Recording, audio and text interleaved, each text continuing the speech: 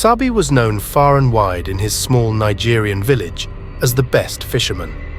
From the time he was a young boy, Sabi had always felt a deep connection to the river. It was as if the water spoke to him, guiding him to the best spots where the fish were plentiful. He spent most of his days on the river, casting his net and returning home with the biggest catches. The villagers often wondered what his secret was, but Sabi would only smile and say, "The river knows me, and I know the river." His family depended on his fishing skills. His wife Amina and their 3 children all looked forward to the evenings when Sabi would return home with fresh fish, ready to be cooked into delicious meals. The village was small and remote, surrounded by dense forests and the wide, flowing river. Life was simple but good. The villagers lived off the land, growing their food, hunting and fishing. Sabi's catches were always the talk of the town, and people often came to trade with him for his prized fish. But Sabi was not just a fisherman, he was also a lover of the wilderness. On days when the river was calm and the fish weren't biting, he would venture deep into the forest, gathering wild herbs, fruits and roots. He knew every tree, every animal, and every sound the forest made.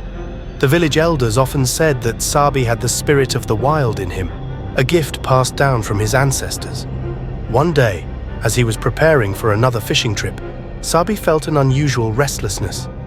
The river was calling to him more strongly than ever before. He packed his fishing gear, along with some food, and set off at dawn. The air was cool, and the sky was just beginning to lighten. As he walked along the riverbank, he noticed that the water seemed to be moving differently, as if it had a mind of its own.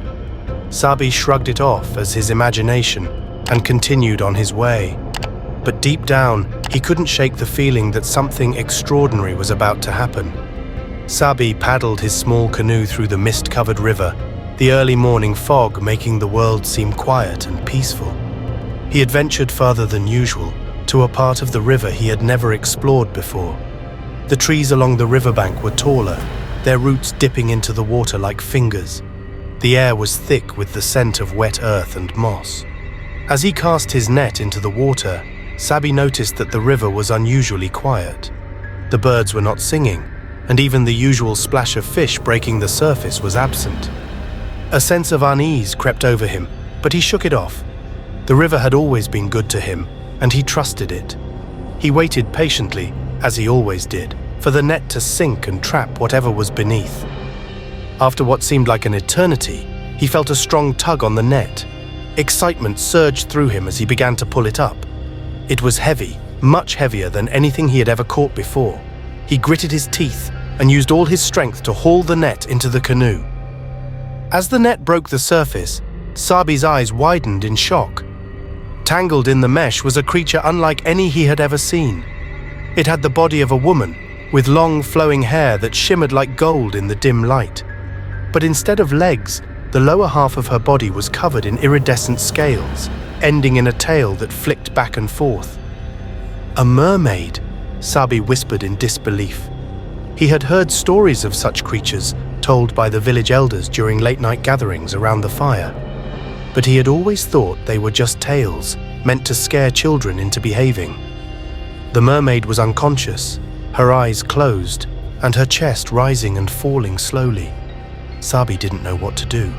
His heart raced, and his mind swirled with conflicting thoughts. He could throw her back into the river, pretend this never happened, and continue with his day. Or he could take her back to the village, prove to everyone that the stories were true. But a third option crossed his mind, one that made his stomach churn with a mix of fear and excitement. He could keep her, cook her like any other fish, and see if she tasted as magical as she looked. Sabi sat in his canoe, staring at the unconscious mermaid in his net. The river around him seemed to grow darker, the water swirling with an unnatural energy. He felt the weight of his decision pressing down on him. If he took the mermaid back to the village, what would happen? Would the villagers believe him? Would they be angry or frightened? The thought of cooking the mermaid made his mouth water, but it also filled him with dread. Was it wrong to think of her as food? After all, she was half human, or at least she looked human.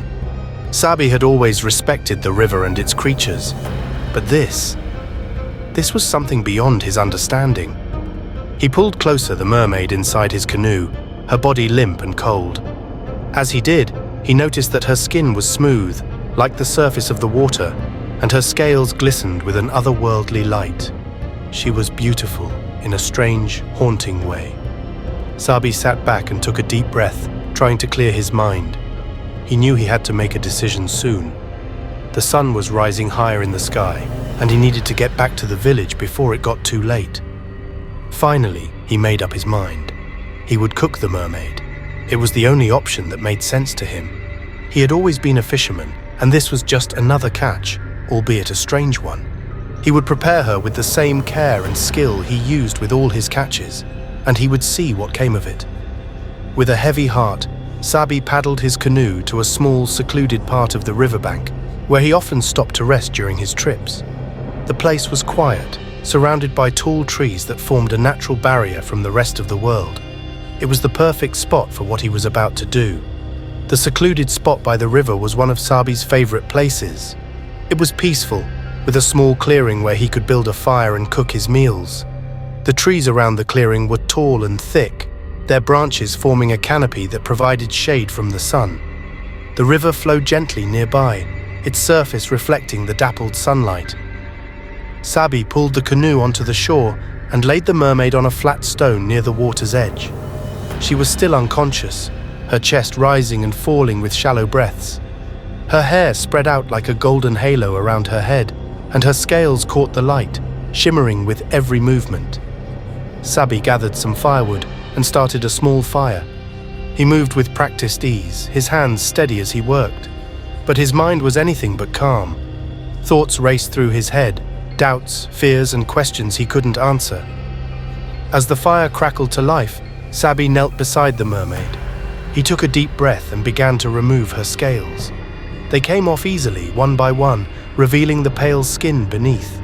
The scales felt strange in his hands, smooth and slippery, yet they held a warmth that was almost alive. He worked slowly, carefully, trying not to think too much about what he was doing. But as he continued, he couldn't help but notice the beauty of the creature before him. The mermaid's skin was flawless, like polished ivory, and her body was slender and graceful. It was hard to believe that such a being could exist in the same world as him. When he finished removing the scales, Sabi washed his hands in the river and stood up. The mermaid's body lay before him, glistening in the sunlight.